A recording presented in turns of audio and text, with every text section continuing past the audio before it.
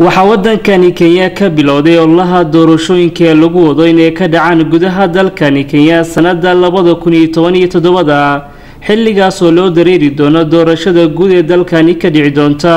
iyadoo ay taasi ay jirto waxaa shacab aad u badan kula hadlay gudaha masjidka Abubakar Sadiiq ee xaafadda Isli xildhibaanka degmada Kamukunji Mudane Yuusuf Xasan Cabdi oo uu sheegay in dadka Soomaalida looga baahan yahay inay muujiyaan midnimadooda xildhibaanka degmada Kamukunji Yuusuf Xasan Cabdi ayaa ka codsaday dhammaan dadka Soomaaliyeed ee ku nool xaafadda Isli inay goostaan kaararka codbixinta ee doorashada la filayo inay ka dhacdo dalkani Kenya Mudane Yuusuf Xasan Cabdi ayaa u sheegay dadka Soomaaliyeed ee ku nool xaafadda Isli in looga baahan yahay inay difaacdaan kursiga ay ku leeyihiin magaalada Nairobi gaar ahaan degmada Kamukunji oo Yuusuf Xasan laga soo doortay arinta afraadan doonay inaan la soo qaado waxa weeyaan maadaama aan ku noolnahay wadankan waa laga maarmaan inaan wadankan ka qeyb qabno hawlihiisa hawlaha kamidka waxa weeyaan arimaha siyaasadda nasiib wanaag doorashooyinkii la dhaafay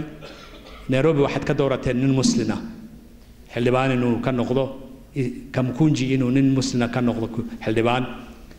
sidaad ogsoontihiina marka aad cod ku leedahay dawladda ayaad wixii shar ah aad iska daafici kartaa codkaadana la maqli karaa marka run ahaantii hawlaha anagu aan halka ka qabanay waxaa kamid ah inaan aad iyo aad uga doodno arimaha la xiriira dadka islaamka mushkilada dadka muslimka lagu hayo iyo dhibaatada dadka muslimka lagu hayo sida noola dagaalami lahayd dawladana inta badan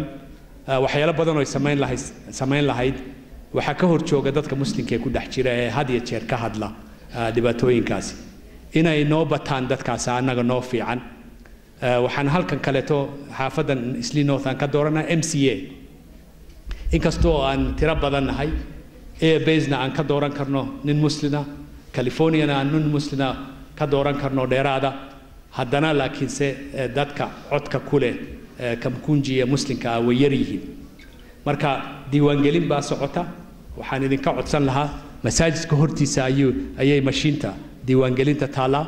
waxaan jecelahay dhalinyarada aan isqorin inay isqoraan oo ay codkooda yeeshaan hadhowtana ay awood u yeeshaan inay wax ka qaban karaan maamulka dadkii madax u noqon lahaa dadka aan isqorinna isa soo qoraan dadka ID-ga aan haysan ee ku sugta haystana inay noo yimaadaan oo aan u soo dadajino sifa ay uga qayb galaan doorashada iyo arimaha kale ee wadanka waayo ninka aan ID-ga haysan kipandada aan haysan dib baa haysta meel kastaba ha joogay marka taana waan u soo fududaynaynaa waan u soo saaraynaa Moolid Warsame Kulane Universal TV magaalada Nairobi